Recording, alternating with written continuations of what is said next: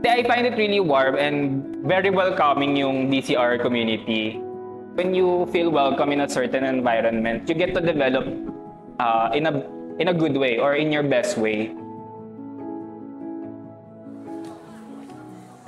My name is Brent Yuri D. Horado. Ayun po, I'm currently a graduating student of Comres. Funny story about kung paano ako napunta or paano ako na-discover yung BACR. Kasi di ba, since sabi ko, if hindi ako makapag-edu, I'll take something na connected sa communication. So, nang una kong kita dun sa communication research, hindi ko nabasa yung word na research. Na nakita ko yung communication, nang pumasok agad sa akin, hala, ito yun, communication arts. Feeling ko ito na yun. Ayun na, nakapag-enroll na, sabi ko, bakit parang may mali? Bakit may research? Akala ko ba communication lang to? Ano po, ang una ko naramdaman, ang Cheers lang. Ano po, nang unang pasok ko sa COC, nang talagang nandun na ako, sabi ko sa sarili ko, oh my gosh, I can't believe I made it. Yung mga una kong expectations, since yung brother ko is from COC din, and actually, student din siya dati ng communication research.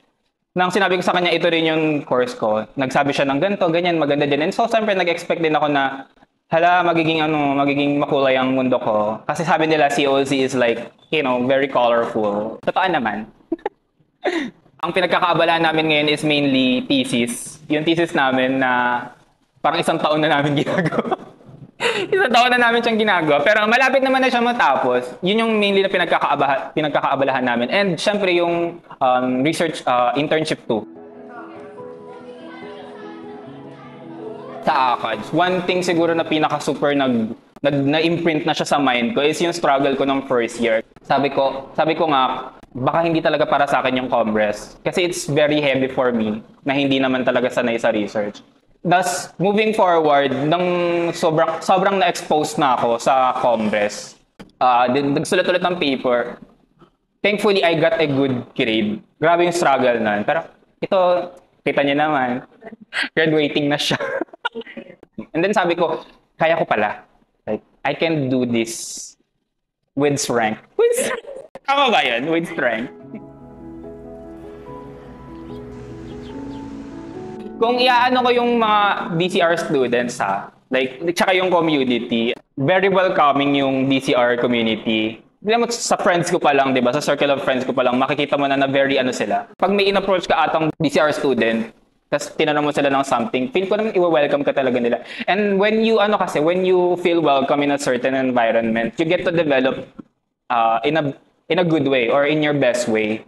Yung pinaka-favorite part ko sa pagiging part ng DCR siguro is yung learnings. Actually, napaka-ironic, di ba? Kasi sabi ko, super nag-struggle ako. Tapos ngayon sasabihin ko, ang pinaka-favorite part ko is yung mga learnings na. Kasi, ewan ko, ang dami talaga na magagamit ko personally.